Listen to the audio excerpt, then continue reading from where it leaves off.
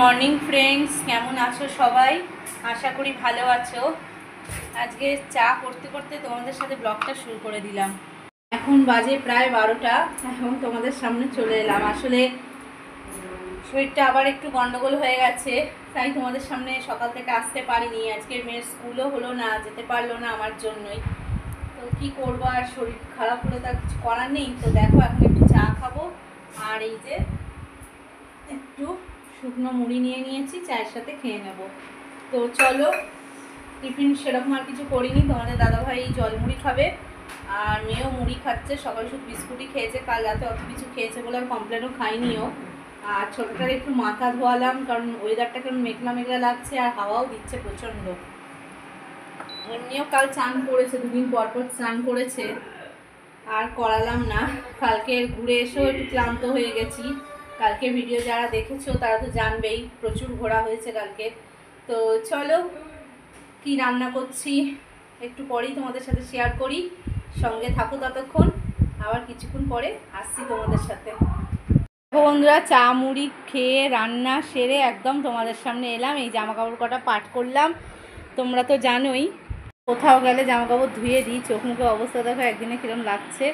তো চলো, রান্না কি করলাম সেটাও শেয়ার করে ফেলি। উঠে মারছিস কেন?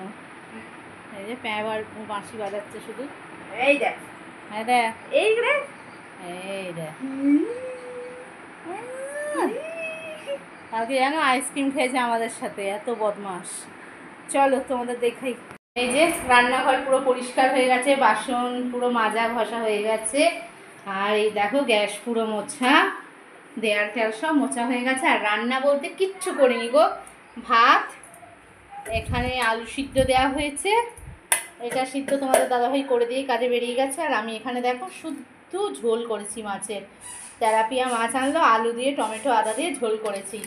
আর এখানে মাছ ভাজা রেখেছি একটা, এটা রেখেছি কারণ এর থেকেই মাছ বেছে পুটকেকে খাওয়াবো। তো চলো, ওকেও এই ঝোল দিয়ে একটু জল মিশিয়ে খাইয়ে দেবো। আমার পক্ষে আর সম্ভব হচ্ছে না গো, একদম শরীর টানছে না। তো এই রান্না, আর আলু সিদ্ধটা দিয়েছি। কালকে সেই মাঝে মাঝে যে ডালটা করেছিলাম সেই ডালটা রয়ে গেছে।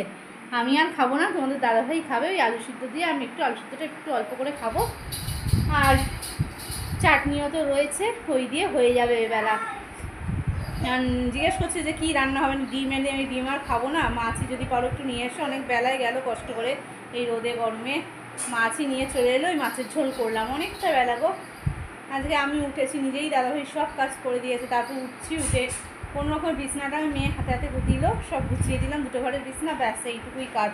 আজকে রান্নাঘর টোটাল তোমাদের দাদাভাই সকালে কাজ সেরেছে। আর কি করব, খুব গ্যাসের প্রবলেম হয়ে যাচ্ছে। কালকে রাতে আমার মানে ওইসব খাওয়া উচিত হয়নি। আমি না খেলে এরা খাবে না, এই এক ঝামেলা। এক তো ভুগলাম পরশু দিন সারাদিন, তারপরে কালকে একদিনে কি আর কমে? কালকে খেয়েছি, খেয়ে আবার শরীর টান দিচ্ছে। আর আরেকটা কথা তোমাদের বলাই হয়নি, কালকের বাবা মার ছবিগুলো তো আলমারি মাথায় থাকে, ওই ছবিগুলো পাড়তে গিয়ে আমি খুব জোর পড়ে গেছি। পড়ে গিয়ে না, মানে পুরো খাট থেকে মাটিতে পড়েছি। পড়ে গিয়ে এই বাঁ হাতটা, বাঁ দিকের এই পায়ের কাছটা খুব লেগেছে, বুঝতে পারিনি তখন। সারাদিন ঘুরলাম ফিরলাম, কিচ্ছু বুঝিনি। রাতে এসে, রাতেও ঠিক না, সন্ধ্যেবেলায় ওই মল থেকে বেরিয়ে খুব হাতে যন্ত্রণা হচ্ছিলো এই জায়গাটা দেখি। আমার মাঝে মাঝে ক্যালসিয়ামের অভাবে এখানটা হয়, কিন্তু ওষুধ ঠিক মতন খেতে থাকলে আবার ঠিক হয়ে যায়। ক্যালসিয়াম সত্যি কথা বলতে খেতে ভয় পাই। আমার দাঁতের ডাক্তার না বলেছিল রোজ খেলে নাকি পেটে স্টোন হতে পারে, সেই ভয় মাঝে মধ্যে বাদ দিই। কিন্তু এখন এই অবস্থা দেখছি যে মানে ইয়াটা লাগতো কিন্তু কমে যেত। কালকে এত কষ্ট হয়েছে, মেয়ে সমানে এসে বাম ডলে দিয়েছে, সন্ধ্যে পথে কিন করে ব্যথা হতে হতে জোরে ব্যথা শুরু হয়ে গেছে ঘরে এসে। খাওয়া দাওয়া করলাম তারপরে উঠেই, তো সেই মেয়ে সমানে বাম ডলে দিল, তারপরে একটা ব্যথার জোরালো ওষুধ খেলাম, খেয়ে অনেকক্ষণ বাদে ঘুম এসছে, ঘুম ভাঙছে, এই হচ্ছে শুধু। তো আজকে সকালে তোমাদের দাদাভাই বলেছিল যে হসপিটাল নিয়ে চলে যাবে, অর্থোপেডিক দেখাবে। কারণ সত্যি কথা বলতে প্রাইভেট অর্থোপেডিক বিশাল চার্জ। তো শুধু তো ওই অর্থোপেডিক ডাক্তার দেখিয়ে ছেড়ে দিলে হবে না, সেই ট্রিটমেন্টে থাকতে হবে। তো সেই জন্য আমি আর যেতে পারিনি গো। তো দেখলাম যেতে পারিনি মানে প্রাইভেট আর গেলাম না দেখাতে। তো হসপিটালে যে যাব সেও ভীষণ ঝামেলা, সকাল থেকেই বাচ্চা কাচ্চা নিয়ে যাওয়া সম্ভব নাকি? তো দেখলাম না, সেরকম হলে তো যেতেই হতো। দেখলাম ব্যথাটা আস্তে আস্তে কম আছে, তা সে জানি না এখন ওষুধের জের কিনা, 12 ঘন্টা না কত ঘন্টা তো ব্যথার ওষুধের জেদ থাকে বলে। তো কমলে হয়তো মানে জেদটা কাটলে বুঝতে পারবো যে কমেছে কি বেড়েছে। হাত নাড়াতে ভয়ও লাগছে, একটু নাড়াচ্ছিভাবে লেগে যাচ্ছিলো। তো আজকে সেটা সেরকমটা আর হয়নি। সেরকম হলে তো দৌড়োতেই হবে, আর কি করব। কারণ দেখো প্রাইভেটে অর্থোপেডিক দেখাবো, একবার দেখালাম, ওরা একবারে কি ছাড়বে, আবার বলবে 1 সপ্তাহ বাদে আবার সেই মানে ভিজিট, তারপর অত কারি কারি দামি ওষুধ দেবে, অ্যান্টিবায়োটিক দেবে, অত মানে সত্যি কথা সংসার সামলে সম্ভব নয় অত কিছু মেনটেন করা। তো সেই জন্য কি হসপিটালে গেলাম, 1 সপ্তাহ ওষুধ খেলাম, আবার তো হসপিটালে গেলাম, ওই গাড়ি ভাড়াটুকুই যা লাগে। আর ওষুধ বাইরে থেকে কিনতে কিছু হসপিটাল থেকেও দেয়, তবু চলে যায় গো আমাদের মতো মধ্যবিত্ত সংসারে। কি করব বলো, কিছু করার নেই। মেন রোগটা সারানো নিয়ে কথা, সে প্রাইভেট আর হসপিটাল দেখে তো লাভ নেই। হ্যাঁ, হসপিটাল গেলে একটু কষ্ট বেশি, এই যে অনেকক্ষণ সময় লাগে। তো দেখা যাক কিরম থাকি, হাতটা সারাদিন দেখে সেই বুঝে আমি ডাক্তার দেখাবো। তো চলো, অনেক কথা বলে ফেললাম, এবার পুটকাকে খাওয়াতে হবে। খাইয়ে আবার তোমাদের সঙ্গে কিছুক্ষণ বাদে ফিরে আসছি, ততক্ষণ সঙ্গে থাকো। শুভ সন্ধ্যা জানাই আমার সকল বন্ধুদের। সন্ধ্যা তো অনেকক্ষণই হয়ে গেছে, এখন বাজে 7টা 20। তো এখন তোমাদের সামনে আমি আবার আসলাম কাঁচটা দিয়ে।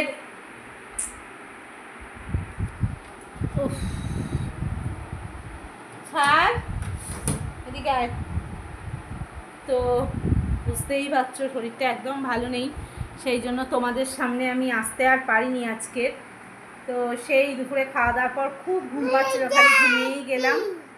মেয়েটা আমার সব কাজ গুছিয়ে দিয়ে পড়তে গেল বিকেলে। মানে আমি বাসন কটাই মেজেছি, মেজে গিয়েই শুয়ে পড়েছি, ওকেও ঘুম পাড়ালাম, আমিও শুয়ে পড়েছিলাম। সেই তোমার এঁটো মোছা, ঘর ঝাড় দেওয়া, যাবতীয় সব কাজও করে তবে পড়তে গেল। রেখে গেল, মা তুমি এসে সন্ধ্যা দিতে উঠো না, আমি এসে দেবো। আর পারে বলো, আমি সন্ধ্যা দিলাম, দিয়ে ঠাকুরের বাসন কটা মেজে রাখলাম। বৃহস্পতিবার কালকে, ও আজকে ঠাকুরও গুছিয়ে দিয়েছে, বুধবার যেহেতু আজকে সব ঠাকুর পরিষ্কার করে ফুল মালা টালা দেখো সব পরিষ্কার করে রেখে দিয়েছে। দেখো কাল ঠাকুর সাজিয়েছিলাম, সব ফুল মালা পরিষ্কার করে দিয়ে গেছে। পুজো ও আজকে করেছে। এই যে ঠাকুরের বাসনটা শুধু আমি মাজলাম। এই যে দেখো ফুলের প্যাকেটটা হয়েছে, এটা ফেলতে হবে। তো চলো, এই তো ছেলে মানুষ বলো, কত আর করবে। বোনের জামা প্যান্ট তুলে দিয়ে, জানলা টানলা দিয়ে সব কিছু করে গেছে। তোমাদের দাদাভাই সেই খাওয়ার আগেও বেরিয়েছিল, এসেই দুটো নাকে মুখে গুঁজে আবার দৌড়লো, এখনও ফেরেনি, ফিরতে দেরি হবে। তো এই তো আমার সংসার, আর কি করব। আমার শরীরটাও ঠিক হচ্ছে না, পেটের কষ্টটা সমানে হয়েই চলেছে, বিরক্ত লেগে যাচ্ছে। ওমএসডি খেলাম, তাও ঠিক হচ্ছে না, দেখি কি হয়। তো চলো আবার পরে ফিরে আসি, সঙ্গে থাকো। তোমরা সঙ্গে তো আছো বলেই আমি মানে একটু রেস্ট নিচ্ছি, রেস্ট নিয়ে আসতে পারছি তোমাদের সামনে। চলো আবার আসছি।